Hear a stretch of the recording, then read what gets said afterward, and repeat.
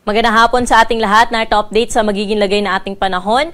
Kaninang alas 2 ng hapon ay tuluyan na nga hong nalusaw yung binabantayan nating dating bagyong si Julian. At sa kasalukuyan, Intertropical Convergence Zone, yun po yung patuloy na nakakaapekto sa buong bahagi ng Visayas at Mindanao, na kung saan ngayong gabi, ito yung magdudulot ng mga kalat-kalat na mga pag-ulan, mga pagkidlat at pagkulog sa may bahagi ng Bicol Region, buong bahagi ng Visayas, Caraga, Northern Mindanao at Zamboanga Peninsula. So yung mga nabanggit kong lugar, makakaranas po sila na mahina hanggang sa katamtaman kung minsan ay malakas na bugso ng mga pag-ulan ngayong hapon hanggang mamayang gabi.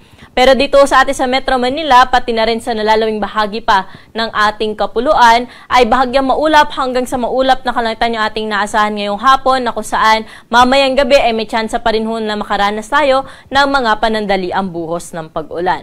Samantala, meron ho tayong cloud cluster na namataan dito sa may boundary ho na ating area of responsibility. Hindi naman natin ito nakikita na magiging isang bagyo at wala rin ho tayong inaasahan na direct na epekto nito sa anumang bahagi ng ating bansa.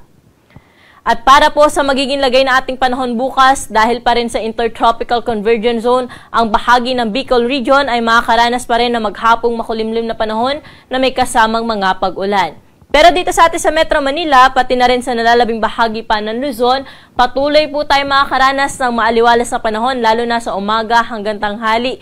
Pero pagsapit ng hapon at gabi, mataas pa rin ho yung tsansa na mapanandali ang buhos ng pag-ulan, dala ng localized thunderstorm. Kaya kung lalabas tayo na ating mga tahanan, huwag kalimutan magdala ng payong dahil posible yung mga dagli ang pag-ulan sa hapon at sa gabi.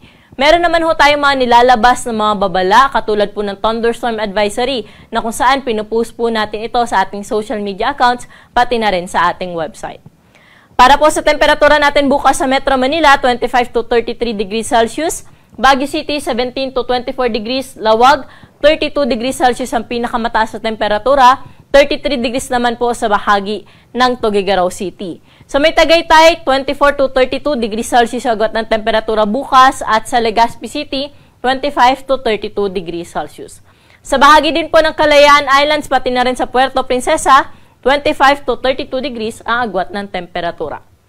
Sa magiging lagay naman ng panahon dyan sa bahagi ng Visayas at Mindanao, partikular na po dito sa may Eastern at Central Visayas, Caraga at sa may Northern Mindanao, magiging makulimlim pa rin po ang panahon bukas at may kasama ho itong mga kalat-kalat na mga pag-ulan dala ng Intertropical Convergence Zone. Pero sa nalalabing bahagi ng Visayas at ng Mindanao, mananatiling bahagyang maulap hanggang sa maulap ang kanilang mararanasan na kalangitan, at mataas pa rin yung tsansa ng mga pag-ulan lalo na po sa hapon at sa gabi. Mga panandaliang buhos po ito, mga tatagal ng 15 minutes hanggang 2 hours na po yung pinakamatagal na inaasahan natin na mga pag-ulan dala rin ng Intertropical Convergence Zone. Temperatura natin bukas sa Iloilo ay 26 to 32 degrees Celsius, Metro Cebu, 26 to 31 degrees. Sa bahagi naman po ng Tacloban, pati na rin sa Cagayan de Oro, aabot sa 32 degrees ang maximum temperature. May kainitan namin sa may Zamboanga at sa Metro Davao na aabot sa 34 degrees Celsius ang maximum temperature.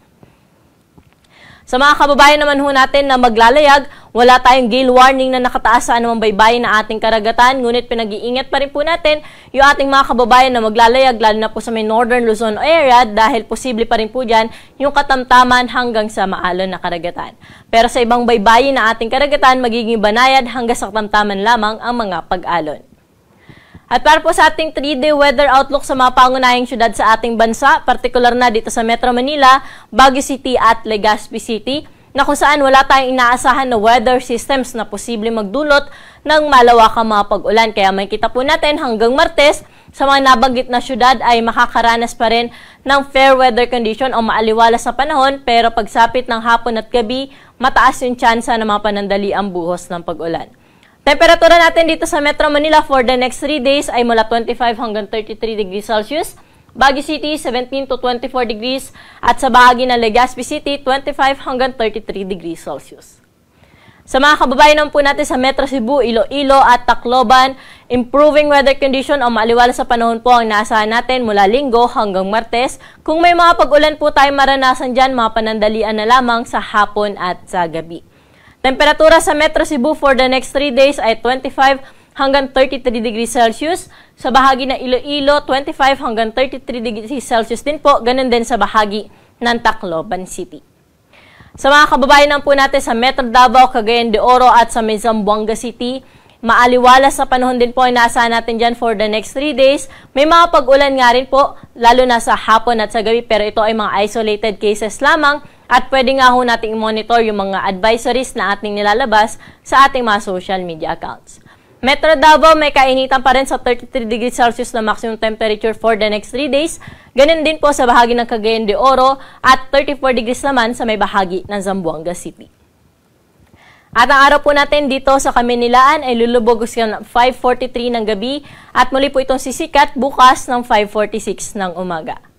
Para sa karagdagang impormasyon ukol sa lagay nating panahon, mangyaring i-like at i-follow kami sa aming social media accounts sa DOST_Pag-asa at bisitahin ang aming website sa pag-asa.dost.gov.ph. At yan po yung latest dito sa Weather Forecasting Center. Ako po si Ana Cloren Horda. Magandang hapon po.